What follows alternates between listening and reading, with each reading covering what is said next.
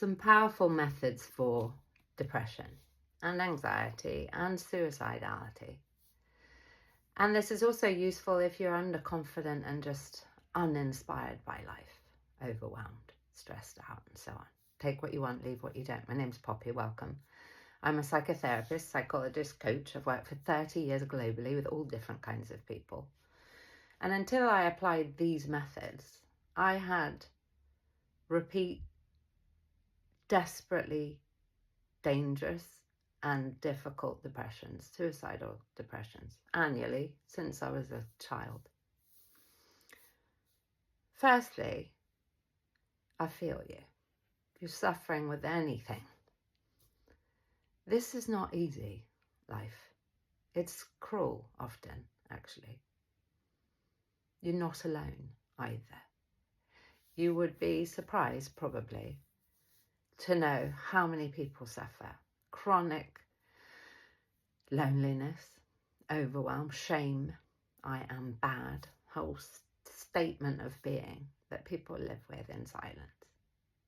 And you look around the place, I would say it's safe to assume most people are struggling a lot. We're good actors and actresses though. And yes, people with desperate depression who hate life and don't want to live can poker face it. So I would call for compassion for yourself and compassion for other people, that sometimes we assume other people are doing okay. In fact, I'll tell you this. I used to live next to a lady and I was with my partner and I was suicidally depressed. And I wouldn't wish it on anyone. I wouldn't wish it on us all. And he said, you know what's sad, Poppy, is next door, our neighbour is suicidally depressed too. And there's about 6 inches between the two of you. And you're both too depressed to see each other and be around each other. And we were both in the pit of despair. Horrific. And we spoke about it as ladies sometime later. However, we needed to come up enough in order to be able to just tolerate another individual. So I feel you, and you're not alone. Here's what helped me. Lots of things. And it was flipping coaching. So I feel very protective of the field of psychotherapy and psychology. By the way, I self-regulate. In healthcare, they've got issues with freedom of speech, and I speak freely. So I self-regulate with my own therapist and supervisor and so on. I teach and supervise other people as well. Tony Robbins, I met him. And he said, "What do you want, Poppy?" Nobody had ever asked me that. And as a therapist going through training all the years, some trainings you need to be in therapy. I would recommend all of them. However, some trainings. And the question usually is, what's the problem? What brings you? And so on. Nobody had asked me what I wanted. I'd never asked a client that. I have my own sort of way of being. However, that's not standard, or it certainly wasn't when I was training. So I was thinking about the future for the first time. What Tony Robbins teaches, one of the things, is 3 focuses. Choose what you focus on. Move your body. And be very specific and choosy about the language you use, about yourself, to yourself, about the world, about potential. Choose your focus, move your body, be very mindful of your language. That's not half of it, considering we're complex beings and we don't get upset and overwhelmed and disturbed and shook up and for no reason. We have reasons. And in my opinion, if you sat with anyone who's suffering and you allowed yourself to be with the truth of where they're at, it would bring you to your knees. The suffering that we go through is devastating. I don't know you'd ever meet a soul on the face of the earth that if the space was there and the context was there and you were privy to the story, you'd sob for every soul on this earth, honestly. Never met anybody that their story isn't cripplingly painful and often very inspiring. So I, like maybe you or one of your loved ones, have very good reason to never get up with my history. However, there are billions of us. We can do both. We can be distressed and overwhelmed and unsure and looking and needing a plan, a map and a guide. And we can also be heroes to come through, to overcome, to use this stuff for good. You don't need a degree to help other people. You get to have experiential knowledge, which I'm guessing you have a shit ton of.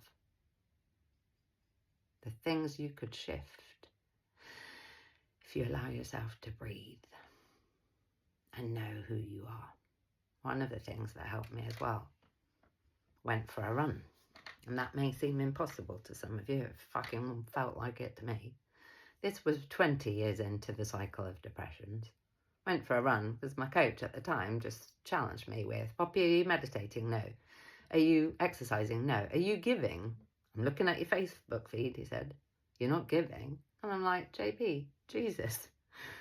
Cognitive disruption. I'm not going to get on Facebook with, there was quite a few followers. I can barely string a sentence together. He said, do you think you're the only person not suffering? Poppy, the skill you have, love, give. I was like, oh Christ. Went for a run. And within, I don't know how many steps, not many. By the way, I was told by doctors you can never run, patellofemoral syndrome, bone on bone. And I said to the universe, God, whatever, help me out. Because I know if I move my body in the way that I'm used to, I just want something familiar right now, I know I can breathe again. The pain was gone. I've never had pain running since I made a deal with God. You help me run and I'll do anything and everything I need to do. And if you feel it's the right thing, universe, I'll do it. I don't give a shit how I look, so long as it's helpful to someone else. I burst into tears because what I heard is my own voice or some kind of voice. You have it too, my love. We're very divine, extraordinary creatures. We just get stuck in our ego mind, in fear, lost, less, never thinking, as Tony Robbins says. Lost something, I'll never have something, I don't have enough of something. The source of all suffering, he said. And I heard, have you forgotten who you are? And it shocked me as I was running. It was probably 5-6 steps, maybe a couple more. I burst into tears with compassion and empathy for myself. That I was stressing out, can't pay my rent, can't eat, can't blah, blah, blah, poor me, poor me. And I thought, please, you do the same. Some of the things you've been through and overcome. The moments, the meanness, the cruelty, the gaslighting, the overwhelm, the trauma. My definition of trauma, the experience of feeling overwhelmed and alone in it. It's very subjective, very individual what trauma is. I have never met someone who hasn't had trauma and bucket loads of the stuff. And I speak to hundreds of thousands of people annually. Some different kinds of trauma, obviously. Have you forgotten who you are? And there was like flashing of all kinds of different things that I've been through in my life. And I thought, wow, I'm stressed out that I'm having a problem paying my rent. Wow. And I had enormous compassion for myself. And I did a series on Facebook at the time, filmed myself for 5 days, I think it was. I followed proven practices. Choose my focus, move my body, choose my language very carefully. How am I talking to me? Is this pro me or is this against me? Is it merciless attack? If I have an inner coach, that we do, 24/7, you have an inner coach, you. And we get to choose the quality of that coach. Is that a sadistic coach that's shame attack, you're bad, you shouldn't be, blah, blah, blah? Or is it a kind and inspiring, or a bit like me, a bit sadistic and weird humour coach that says, bloody hell, love, you're still here, you're still kicking, you're an impressive individual. Have you forgiven yourself yet for being human? If you realise that this depression, this anxiety, this overwhelm, this pain, this failure, this whatever human issue you have you realised it's just one part of a mass of different parts of you? One part. And yes, you get to take it down seriously. However, what are you eating currently? Is it good for you? What are you drinking? Are you drinking half your body weight in ounces of water, so they say, per day? Non-fluoride, ideally, because fluoride calcifies the pineal gland, the third eye, and I'm thinking particularly now you need that. You can have a look at water sommeliers online. They will tell you what's got fluoride or what hasn't. Are you moving your body? However small. I used to do a boot camp, 20 jumping jacks. Can you stand and move your body? Hundreds of thousands of people cannot. Are you doing a 50 gratitude list? Before I get out of bed most days, 50 things I'm grateful for, not 3, 50. I've got food and water. My dog's heart is beating. I've got 4 walls around me. I've got shoes that fit me. I've got running water. I've got toothpaste. I've got toilet roll. Oh my God, I'm actually able-bodied and I can stand and walk. I can talk. I can see. And is a very important word in my mind. We can be pissed off, frustrated, overwhelmed, in fear and so on, and grateful. And as what Tony Robbins says is we cannot be grateful and anxious at the same time. So if you're having an anxious depression, my heart goes out to you. It's hideous. Flipping hideous. Horrifying. Have you forgotten who you are? Gratitude rampage, the second that you start to feel anxious. Bring yourself back to gratitude. And if you get angry at me or yourself, that's okay. Anger is an activator.